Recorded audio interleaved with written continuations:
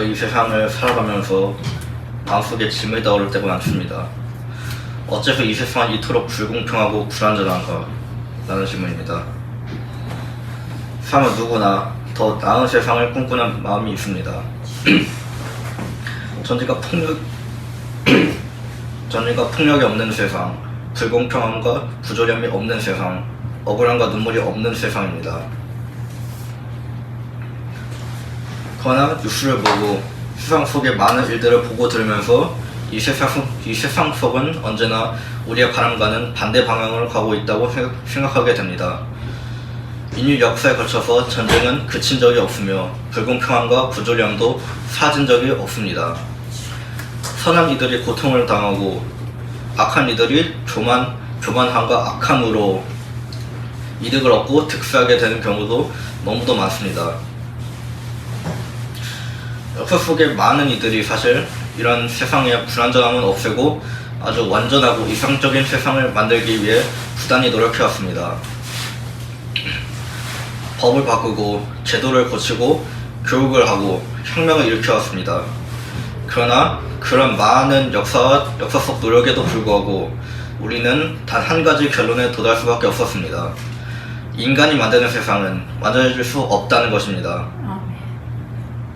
권력은 타락하고 제도와 법은 결국엔 무너져가며 사람의 마음속에 새긴 정의 또한 무너져 버립니다. 왜 그런가 하면은 결국 사람의 마음이 타락했기 때문입니다.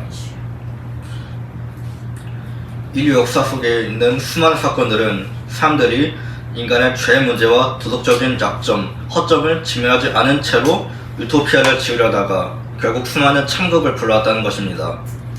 결국에는 인간의 마음속에 타락함이 있는 것이 문제입니다.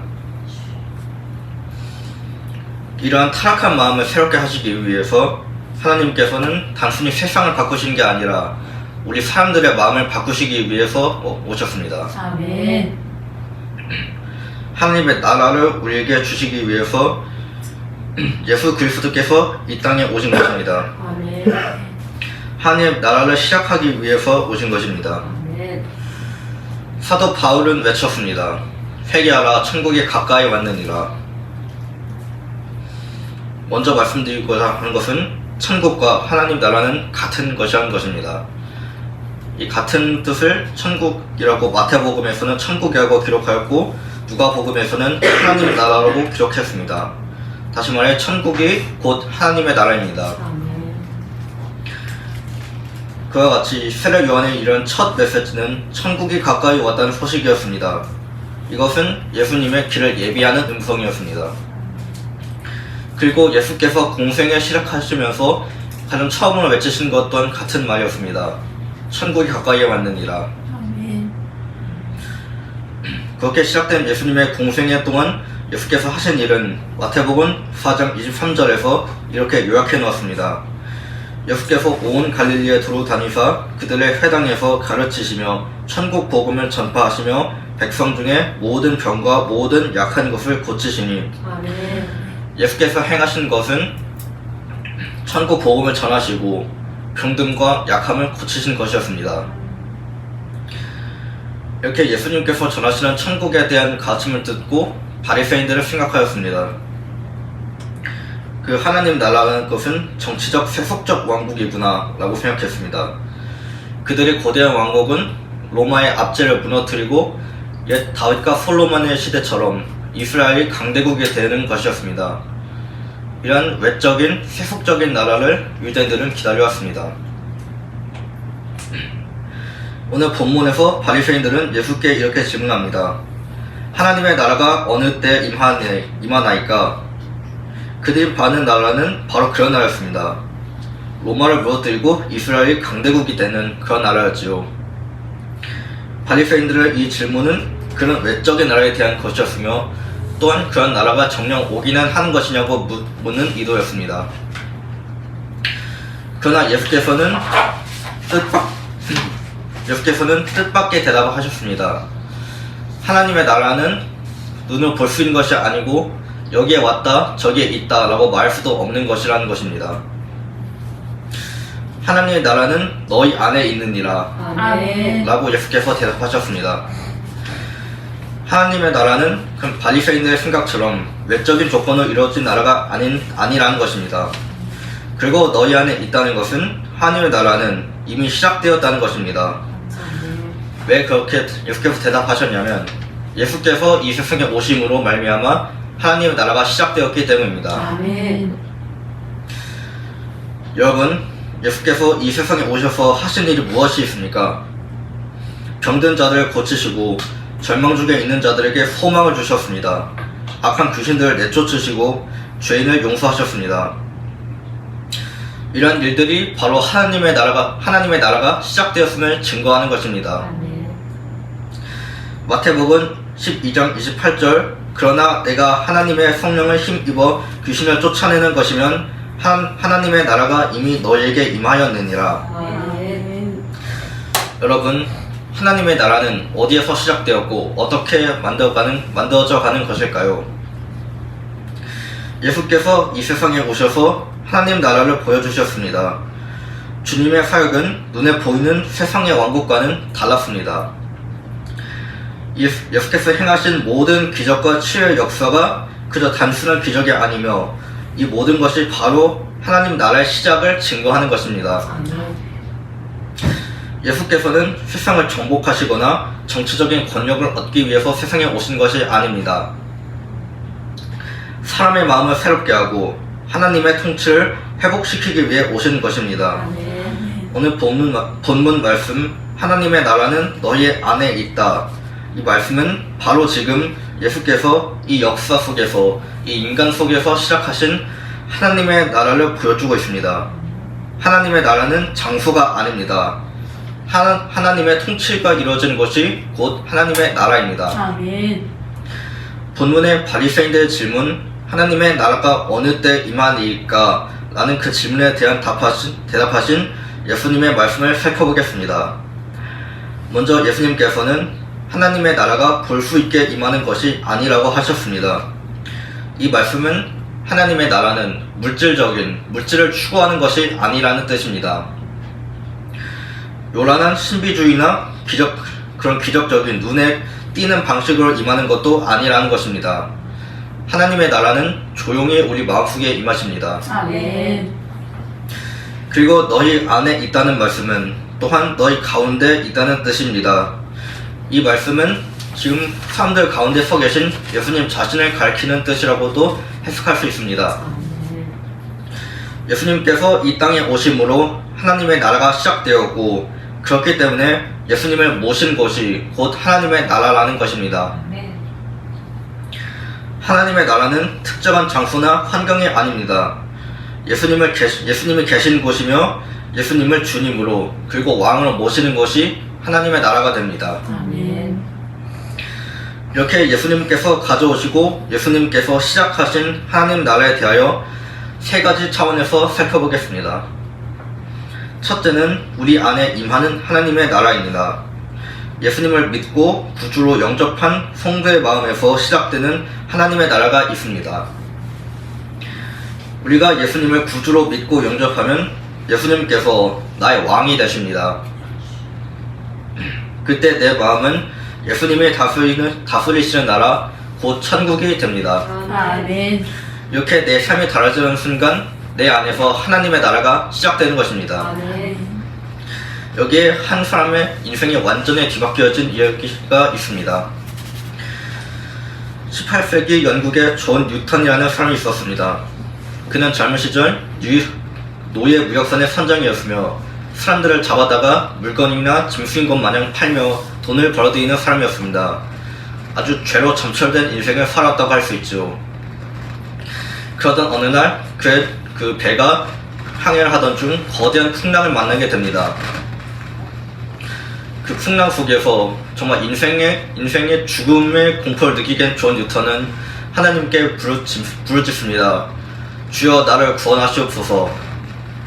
그리고 기적적으로 그는 그 죽음의 폭풍 속에서 구원을 받고 살아남게 됩니다. 그리고 뜨거운 회심을 경험하게 됩니다. 그 이후로 그의 인생은 완전히 뒤바뀌었습니다. 그는 노예무역을 그만두었을 뿐만 아니라 주님께 헌신하며 송직자가 되었고 노예제 폐지를 위하여 평생을 바쳐 싸웠습니다. 그리고 그는 우리가 아주 잘 아는 찬송가 한 편을 남겼습니다. Amazing Grace, 나 같은 죄인 살리신입니다. 나 같은 죄인 살리신 주 은혜에 놀라워.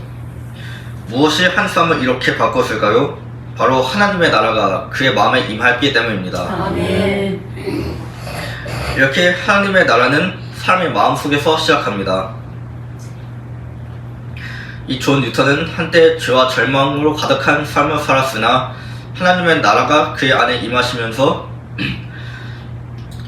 완전히 달라진 삶을 살아가게 되고 이 찬송을 통해서 세상에 큰 사랑과 깊은 은혜를 전하게 되었습니다. 아멘. 이렇듯 우리의 삶 속에서도 하나님의 나라는 이렇게 시작됩니다. 내가 예수 그리스도의 임하심을 굳게 믿고 그리스도의 은혜로 죄사함을 받은 것을 확실하게 될 때 우리는 죄책감과 우리의 마음을 짓누르는 죄에서 해방됩니다. 아멘. 그리고 우리의 마음이 참된 믿음과 기쁨과 평안함으로 충만하게 될 수 있습니다. 아멘. 이러한 마음에 하나님의 나라가 시작되는 것입니다. 아멘. 그리고 내가 예수 그리스도께 은혜를 받고 사랑으로 충만하여 용서함을 받았듯이 나 또한 누군가를 용서할 때, 내가 주님께 사랑받았듯이 누군가를 사랑할 때, 내가 하나님을 온전하게 신뢰하여 순종할 때 하나님의 나라가 그 순간 내 안에서 자라나고 있습니다. 아멘. 이와 같이 하나님의 나라는 제도나 겉모습이 아니라 내 마음을 먼저 바꾸시고 내 마음속에 임하시는 나라입니다. 아멘. 오늘 우리는 내 마음속에 하나님의 나라가 어떻게 임하고 있는지, 어떻게 이루어져 가고 있는지를 한번 생각해 보시기 바랍니다. 하나님의 나라는 먼 미래에만 있는 것이 아니라 지금 내 마음속에서 시작되고 있습니다. 우리가 예수님을 믿는 순간 우리 안에서는 놀라운 일이 일어납니다. 예수님이 왕이 되시는 나라, 죄의 지배가 물러나고 하나님의 뜻이 이루어지는 나라가 내 안에서 시작됩니다. 아멘. 한때는 죄가 내 왕이었고 물질이 왕이었고 욕심이 왕이었습니다. 육신의 생각, 내 자존심이 왕이었으며 혹은 두려움이 나의 왕 노릇을 하였습니다. 그러나 예수님을 믿고 구주로 용접하는 순간 그 모든 것이 끝나게 되고 예수께서 왕좌에 앉으시며 나의 왕이 되십니다. 아멘. 그것이 바로 내 마음속의 하나님의 나라입니다. 아멘. 예수 믿는 마음에는 성령께서 우리 안에 거하시며 그 순간 우리 안에 하나님의 나라가 시작되는 것입니다. 아멘. 그래서 그리스도인들은 이렇게 변하게 됩니다. 미워하던 자들도 용서하게 됩니다. 불안과 근심이 가득하던 마음에 평안이 찾아옵니다. 이 평안은 세상이 주는 평안이 아니라 예수께서 주시는 평안입니다. 아멘. 요한복음 14장 27절, 평안을 너희에게 끼치노니 곧 나의 평안을 너희에게 주노라. 내가 너희에게 주는 것은 세상에 주는 것과 같지 아니하니라. 너희는 마음에 근심하지도 말고 두려워하지도 말라. 하나님의 나라는 예수께서 주시는 이 참 평안이 임하시는 나라입니다. 아멘. 로마서 14장 17절 하나님의 나라는 먹는 것과 마시는 것이 아니요 오직 성령 안에 있는 의와 평강과 희락이라. 아멘.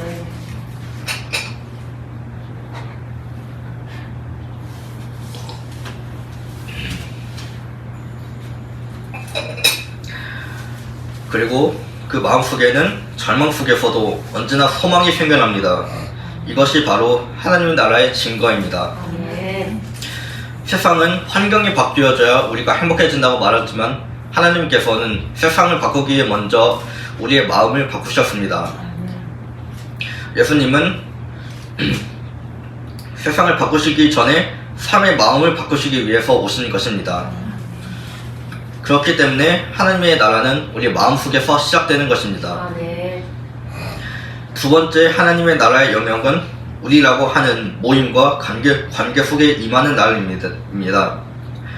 예수님을 믿는 성도들의 모임인 교회나 어떤 모임이든 이 공동체가 서로 간의 관계 속에서 하나님의 나라의 모습을 나타낼 수 있다는 것입니다.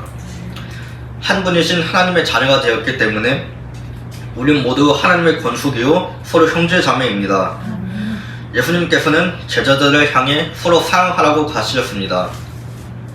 요한복음 13장 34절 새 계명을 너에게 주노니 서로 사랑하라. 내가 너희를 사랑한 것 같이 너희도 서로 사랑하라. 아멘. 이것이 우리를 향한 예수님의 명령이십니다. 아멘. 그리고 이렇게 믿음의 공동체 안에서 서로 사랑하는 것이 우리가 예수님의 나라를 증거하는 방법이 됩니다. 아멘. 요한복음 13장 36절 너희가 서로 사랑하면 이로써 모든 사람이 너희가 내 제자인 줄을 알리라. 아멘. 여러분, 세상에 안 믿는 사람들이 볼 때 우리가 예수 믿는 사람들의 공동체임이 무엇으로 드러납니까? 우리는 서로 사랑함으로써 우린 모두 예수님의 제자이며 하나님 나라의 백성임을 이 불신자들에게 나타낸 것입니다. 아멘. 하나님 나라는 개인의 마음에서 시작되지만 그 다음 단계로 공동체 속에서 나타나는 하나님의 나라입니다. 예수님을 믿는 개인들이 모여서 공동체를 이룰 때 하나님의 나라를 보여주는 공동체가 되는 것입니다. 오늘 우리의 교회도 마찬가지입니다. 우리의 섬김과 사랑이 세상 속에서 하나님의 나라를 증거하는 것이 됩니다. 아멘. 세상은 하나님 나라를 볼 수 없고 느낄 수 없지만 교회 안의 성도들을 통해서 하나님을 볼 수 있습니다. 아멘. 이렇게 하나님 나라는 성도의 공동체 가운데서 이루어지는 것입니다. 아멘. 예수님께서 계신 곳에는 하나님의 나라가 나타났습니다. 아멘. 병든 자가 고침을 받고 귀신은 떠나갔으며 귀신에게 고통받던 자들은 온전해졌습니다. 그리고 죄인들이 용서받았습니다. 후회된 사람들은 회복되었습니다. 아멘. 왜 이런 일이 일어났을까요?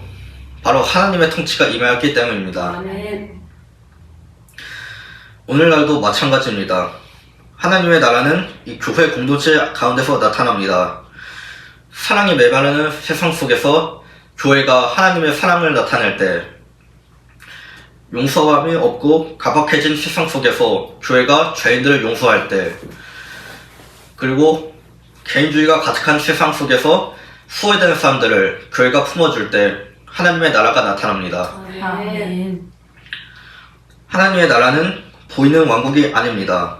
하나님의 나라는 웅장한 건물 같은 것이 아닙니다.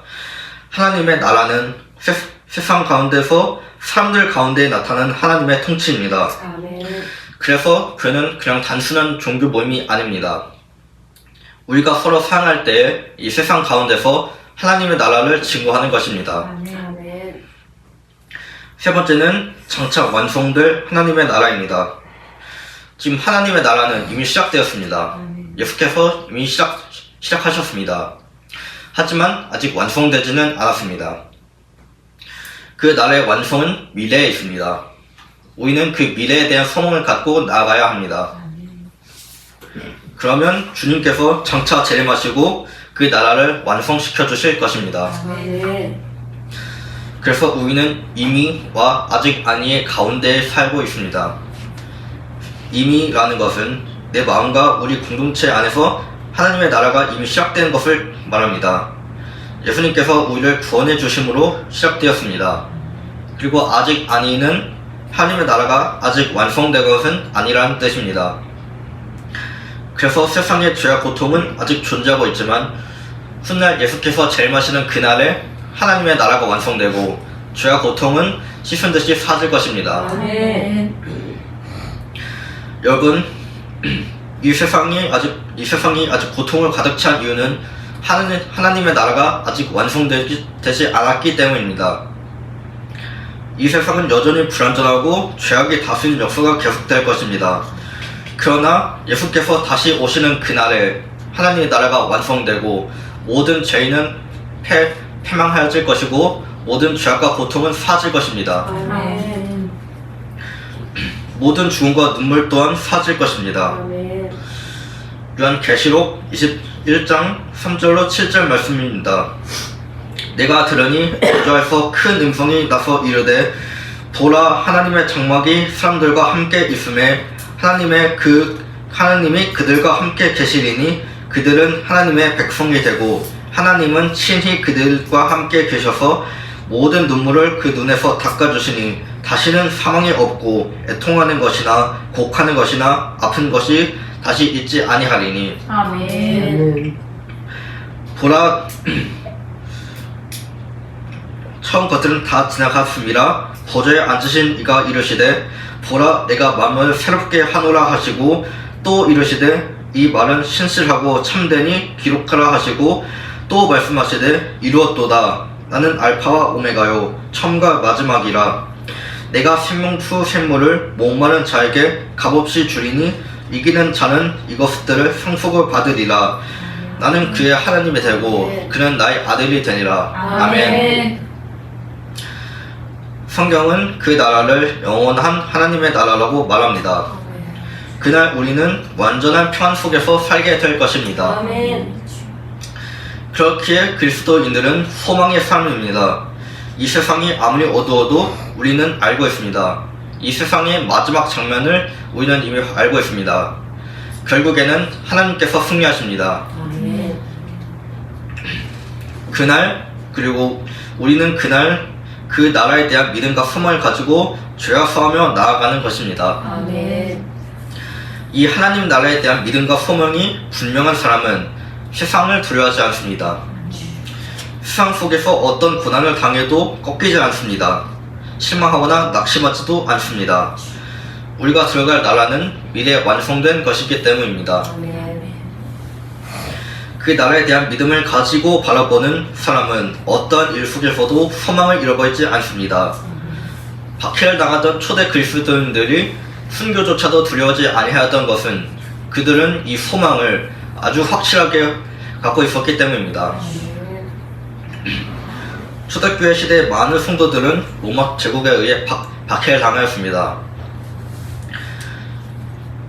당시 폴리캅이라는 한 교회 지도자가 있었습니다. 그는 사도 요한의 제자이며 서문화 교회의 지도자였습니다. 로마에게 붙잡힐 당시 그는 86세의 노인이었습니다. 평소 그를 존경해왔던 로마 관리가 이렇게 말합니다. 한 번만 예수를 부인하면 내 그대를 살려주겠다. 여러분이라면 어떻게 할 것 같습니까? 여러분 지금 사형수입니다. 지금 처형을 눈앞에 두고 있습니다. 그런데 눈 딱 감고 딱 한 번만 예수를 부인하면 살려주겠다고 합니다. 하지만 폴리캅은 이렇게 말합니다. 지난 86년간 하나님께서는 단 하루도 나를 버리지 아니하셨는데 내가 어떻게 나의 왕을 부인하겠는가. 아멘. 아멘. 그리고 그는 찬송을 부르며 기꺼이 순교하였습니다.